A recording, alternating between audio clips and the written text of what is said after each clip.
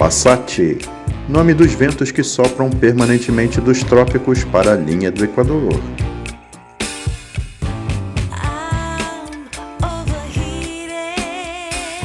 O Passat é um dos carros mais importantes da história da Volkswagen.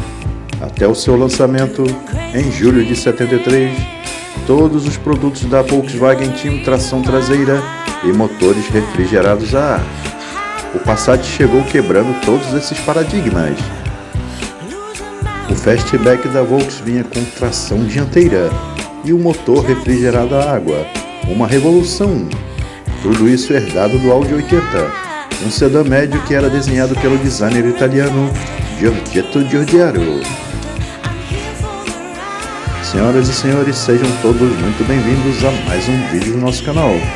Meu nome é Renato e apresento agora um vídeo da série Revival, que são vídeos que você talvez não tenha assistido. Embarque comigo nessa viagem fantástica para conhecer um pouco mais da história de um revolucionário carro da Volkswagen, o Passat.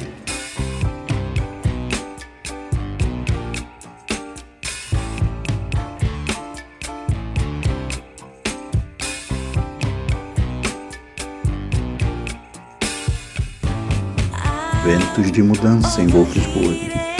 O Volkswagen Passat representou uma revolução na marca. O fabricante do Fusca tinha real necessidade de rever conceitos.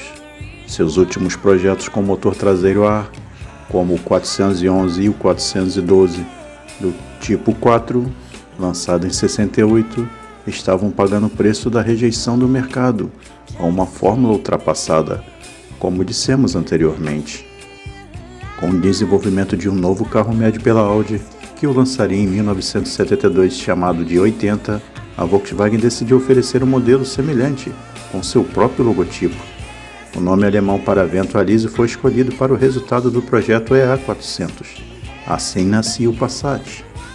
Ao ser apresentado em junho de 1973, sua primeira geração, identificada como tipo 32 e pelo código de plataforma B1, podia dar a sensação de algo já conhecido.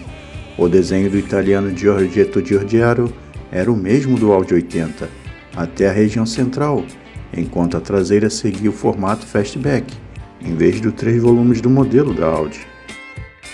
O mesmo perfil de carroceria atendia a 4 versões, as de 2 e 4 portas, com tampa de porta-malas menor, e as de 3 e 5 portas, em que a tampa levava junto o vidro traseiro, dentro do conceito hatchback.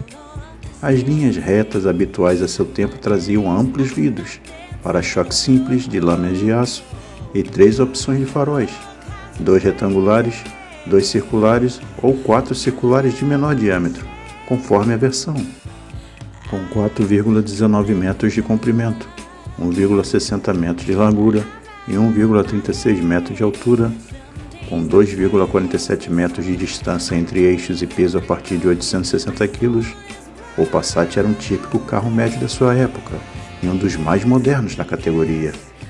Além de seguir a tendência pela tração dianteira, adotava conceitos modernos de suspensão, como o eixo traseiro de torção e o raio de rolagem negativo na dianteira. A posição longitudinal do motor ainda era mais comum na classe, mas isso mudaria em gerações subsequentes. As 2 versões de motores disponíveis, as mesmas do Audi, tinham comando de válvulas no cabeçote, a de 1,3 litro com potência de 55 cavalos e a de 1,5 litro com escolha entre 75 e 85 cavalos. A caixa de câmbio manual de 4 marchas logo poderia dar lugar à automática de 3.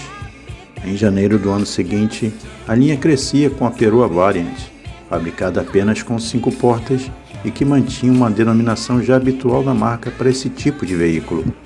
Nela, as lanternas traseiras verticais permitiam um amplo vão de acesso ao espaço do compartimento de bagagem. Inegavelmente a nossa Paraty, anos depois, bebeu dessa mesma fonte. Grande êxito foi sua aprovação pela imprensa. A revista inglesa Car, que colocou a versão de 1.3 litros lado a lado com o Toyota Carina de 1,6 litros e o Triumph 1500 TC, reconheceu suas qualidades. Abre aspas. O Passat, com seu projeto dos anos 70, mostra as falhas dos outros 2 em estabilidade, Ele pode dar a seu motorista plena satisfação, graças a seu comportamento esportivo, sua excelente aderência e ótimos freios, fecha aspas. Nos Estados Unidos, onde ganhava o nome Dacia, o modelo era recebido com euforia pela revista Popular Mechanics. O carro familiar do futuro está aqui, e sua economia de combustível não é a única razão. Essa economia é apenas agradável resultado do projeto geral do Dacia, um projeto que merece altas notas para qualquer atributo importante em carro de família, dizia a revista. Entre as qualidades estava, é claro, a estabilidade, abre aspas. Suas características em curva mal se distinguem daquele Audi 80, que nos impressionou tremendamente. A cabine é espaçosa e arejada, e o segredo de seu desempenho é a relação peso-potência. Os modestos 75 cavalos não moveriam bem um subcompacto como o Chevrolet Vega, mas por causa de sua leveza, o Dacia tem excelente desempenho, fecha aspas. Com produção iniciada em julho de 1974, o Passat brasileiro mantinha tudo de positivo do carro europeu, incluindo parte da mecânica. Seu motor era 1.5 de 4 cilindros, também vindo do Audi 80, juntamente com um câmbio manual de 4 marchas. Nos números, aproximadamente 65 cavalos de potência líquida e pouco mais de 10 kgfm de torque, o que garantia a ele um desempenho bem interessante até então, podendo fazer de 0 a 100 em 17 segundos e atingindo a velocidade máxima de 150 km por hora. Assim como seu irmão alemão, seu motor tinha comando de válvulas no cabeçote acionado por correia dentada, os freios com sistema hidráulico de fluxo cruzado para impedir falhas completas do sistema em um só eixo, raio de rolagem negativo na geometria de suspensões dianteiras, que evitava descontrole do carro caso o pneu se esvaziasse em movimento. Outro pioneirismo era a barra de direção articulada, que se quebrava em caso de impactos frontais, evitando que o motorista se chocasse completamente com o volante. Além disso, tinha ainda os pneus radiais de série, uma primazia que só ele e o Alfa Romeo 2300 traziam. Nisso, no Brasil, a carroceria do Volkswagen Passat era de 2 portas, com 2 versões, L para a entrada e LS para o topo de linha, complementadas depois pela LM intermediária. Em 1975 vinham as carrocerias de 4 e 3 portas, com vidro traseiro integrado à tampa do porta-malas. Logo no ano seguinte estreava a versão TS, Touring Sport, com seu motor 1.6 mais brabo, carburador e escape duplos, rendendo 80 cavalos brutos. Para 1978, com a concorrência avançada, o Corcel já ganhava nova versão e o Chevette estava prestes a mudar. O Passat ganhava um banho de loja com a versão de luxo LSE 1.6, com a mesma mecânica do esportivo TS, mas oferecendo luxos como acabamento requintado, visual mais classudo e, pela primeira vez, opcional do ar-condicionado com aquecedor. A série Surf, que focava nos jovens, era outra que vinha para ficar logo acima da L, e apelava para a simplicidade e baixo preço para popularizar ainda mais o Passat. Ela durou até o início de 1981, já com uma gama bem ampla, que atendia desde pessoas que buscavam um carro espaçoso e bem acertado por um preço não muito elevado, até os entusiastas que queriam um esportivo exclusivo para acelerar por aí. O Passat era oferecido em 6 versões, L 1.5, Surf 1.5, LS 1.5, LM 1.5, LSE 1.6 e TS 1.6. Mas não só uma boa oferta de versões e equipamentos era suficiente para estancar a concorrência. Assim, para a linha 79, a Volkswagen brasileira promovia uma estratégia bastante diferente para com o Passat. Implantou nele uma frente do próprio Audi 80, de alguns anos antes, mas com uma grade diferente que acomodava o emblema VW.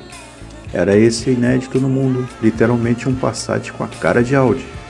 Na Europa, enquanto isso, ele também era reestilizado, mas ganhava linhas próximas daquelas vistas por aqui somente no Santana de 1984. A tal frente de Audi era coisa nossa e de alguns outros países latino-americanos.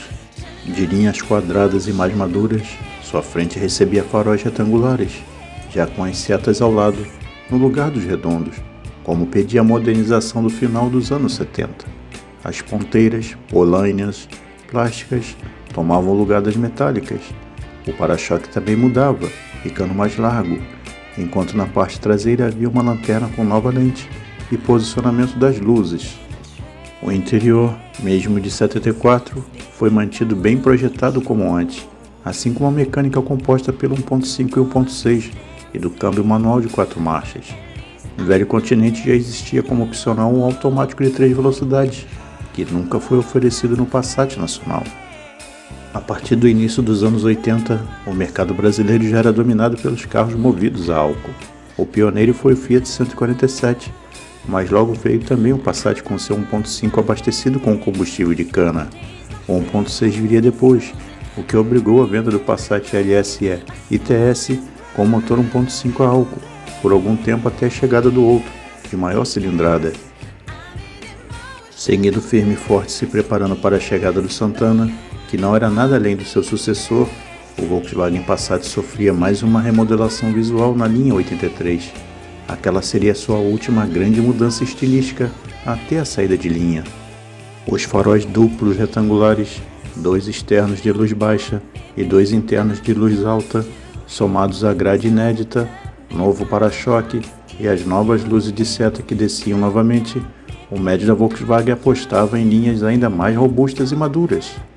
Algumas reclamações no modelo eram corrigidas, como a falta de opção de rodas de liga leve de fábrica. Ele ganhava um jogo Aro 13 nas versões mais caras, e a posição de alguns componentes internos, como a do rádio, que era realocada do lado direito do painel para o console central. Além disso, em tempos de garantia e maior autonomia, seu tanque de combustível crescia dos limitados 45 para 60 litros.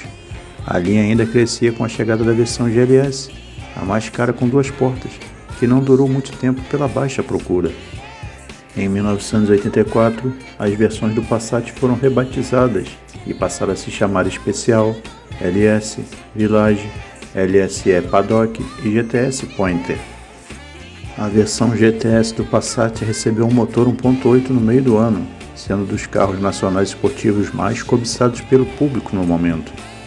Em 1985, o Passat sofre novas modificações e ganha um novo para-choque envolvente, o primeiro da linha Volkswagen brasileira a ter esse tipo. Novas lanternas, painel e câmbio que passou a ter 5 marchas. Nessa época, as versões de 3 portas do carro e a versão LSE Paddock já haviam deixado de ser fabricadas. No ano seguinte, os motores 1.6 MD270 deram espaço para a nova linha de motores AP 600 e 800, que fizeram um grande sucesso. Em 1986, ano que ocorreu a mudança dos motores, o excedente da produção do Passat na versão LSE, que seria destinada ao Iraque, foi vendido em território nacional. Por ser pensado para o público dos Emirados Árabes, o carro possuía características diferentes do modelo destinado ao mercado nacional, como por exemplo a padronagem vermelha dos seus bancos e acabamentos internos. No dia 2 de dezembro de 1988, a Volkswagen suspende a produção do Passat em território nacional. Poucas unidades foram vendidas em 89, atingindo a marca de 897.829 unidades produzidas do carro ao longo dos seus 14 anos. A geração B2 do Passat alemão foi produzida a partir de 1981 e, para nós, foi conhecida como Santana, coexistindo com a primeira geração, em solo nacional. Esperamos que tenham gostado desse vídeo. E até a próxima, pessoal!